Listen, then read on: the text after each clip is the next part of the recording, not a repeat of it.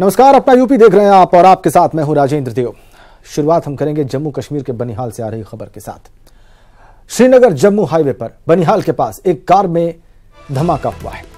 धमाके में किसी के हताहत होने की खबर नहीं है। धमाका जिस सेंट्रो कार में हुआ है उसके पास से सुरक्षा बलों का एक काफिला भी गुजर रहा था। सीआरपीएफ के हमारे सूत्र ये कह रहे हैं कि शुरुआती जांच में मामला कार में सिलेंडर ब्लास्ट का लग रहा है।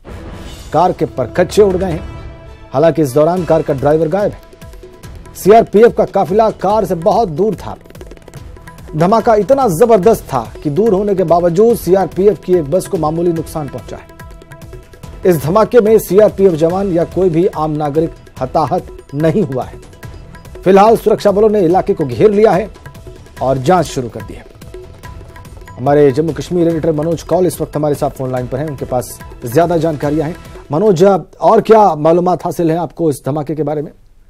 देखिए राजेंद्र, अभी जो है ये जो गाड़ी है, जिस गाड़ी में ये ब्लास्ट हुआ है, ये कहा जा रहा है कि उसमें एक और सिलेंडर वहां पे मिला है सीआरपीएफ को। और चूंकि ड्राइवर वहां से भाग गया है, अब ड्राइवर की तलाश जारी है। पूरा जो फोकस है राजेंद्र वो अब ड्राइवर की तरफ चला गया है, क्योंकि ये देखना पड़ेगा कि ये ड्राइवर के जो ब्लास्ट हुआ है कि क्या ये जानबूझकर ये ब्लास्ट किया गया था या फिर ये एक हादसा था। क्योंकि ड्राइवर वहां से फरार है, इसलिए अभी जो पुलिस है, पुलिस किसी भी नतीजे पर पहुंच नहीं पा रही है। हालांकि ये जो ब्लास्ट हुआ, जैसे आपने कहा, सीआरपीएफ की एक बस जो थी उसके पिछले हिस्से में थोड़ा सा नुकसान हुआ है। हालांकि उसमें किसी के जख्मी होने की या किसी के हताहत की कोई खबर नहीं है। लेकिन क्योंकि ये कॉन्वॉय जा रही थी और उसके बाद जो हादसा ब्लास्ट हुआ, इसलिए पुलिस उसको पूरी तरह से खंगालने की कोशिश कर रही है और ड्राइवर की तलाश जारी है। और जैसे ही ड्राइवर मिल जाएगा तो उसके बाद यह पता लगाने की कोशिश की जाएगी कि आखिर ये सबोटाज था या फिर ये मामूली सिंपल सा हादसा था जो कि इस कार में हुआ है। क्योंकि जो कार है, कार पूरी तरह से इसमें तबाह हो गई है, वो पूरी तरह से जल चुकी है। तो फिलहाल जैसे मैंने बताया राजेंद्र की अब पूरा जो ध्यान है वो इस बात पर है कि उस ड्राइवर को जल्दी से जल्दी पुलिस अरेस्ट करे और ताकि ये जो पूरा मामला है इसकी तह तक पहुंचाया जाए। मनोज, ये वाकई चौंकाने वाला है। हम तस्वीरें देख रहे हैं जो आपने भेजी हैं, वो स्क्रीन पर हमारे दर्शक भी देख रहे हैं। कार दो करके जल रही है, जल के खाक हो गई है। क्या सिलेंडर का धमाका इतना जोरदार हो सकता है मनोज कौल?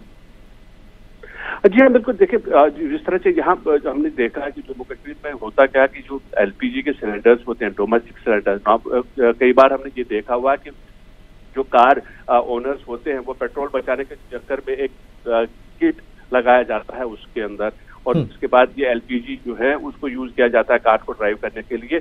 और पहले भी देखा गया है कि इस तरह के हादसे जम्मू कश्मीर में हुए हैं। लेकिन जैसे मैंने कहा कि ये कहा जा रहा है कि एक और सिलेंडर वहां से मिला है, तो इसलिए ऐसा लगता है कि हो सकता है कि ये सबोटाज हो, ये कोशिश हो उस सीआरपीएफ की गाड़ी को या कॉन्वॉय को निशाना बनाने की। और वो शक तो और बढ़ गया जब वो ड्राइवर वहां से लापता हो गया, वहां से फरार हो गया। जी जी। इसलिए कोशिश पुलिस की ये है कि वो ड्राइवर को पकड़ा जाए जो ये कार चला रहा था, उसके बाद जिसकी जो मामला है उसकी तह तक पहुंचाया जाए। बहुत शुक्रिया आपका मनोज कौल। ये बात बिल्कुल ठीक है कि ड्राइवर की गिरफ्तारी के बाद या उससे पूछताछ के बाद जो जानकारियां मिलेंगी वो बहुत अहम होंगी, ये जानने में कि असल में ये था क्या। लेकिन धमाके के वक्त पास से सुरक्षा बलों का काफिला गुजर रहा था। धमाका इतना जोरदार था कि सीआरपीएफ की इस काफिले की बस को थोड़ा नुकसान भी पहुंचा। लेकिन गनीमत ये रही कि इसमें कोई भी, चाहे वो सीआरपीएफ के जवान हो या कोई आम नागरिक को, कोई हताहत नहीं हुआ।